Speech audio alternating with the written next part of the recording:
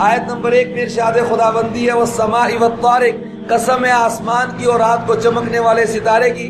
اسی نسبت سے اس سورت کو سورۃ الطارق کہا جاتا ہے۔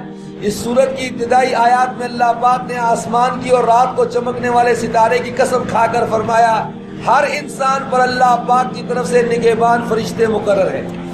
حافظ کا معنی نگران بھی ہے اور محافظ بھی، یہاں دونوں معنی کیے جا سکتے ہیں۔ ہر انسان کے ساتھ ایسے فرشتے لگے ہوئے ہیں جو اس کے اعمال کی نگرانی کرتے ہیں اور جب تک اللہ پاک چاہے اس کی حفاظت بھی کرتے ہیں۔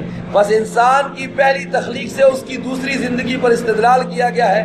اگلی آیات میں بتایا گیا ہے کہ قیامت کے دن جب انسان عدالت الہیہ کے روبرو کھڑا ہوگا تو اس کے پوشیدہ راز ظاہر کر دیے جائیں گے۔ سورت کے اختتام پر قرآن کی صداقت اور اس کے قول فیصل ہونے پر قسم کھائی گئی ہے اور کفار کو وعید سنائی گئی ہے۔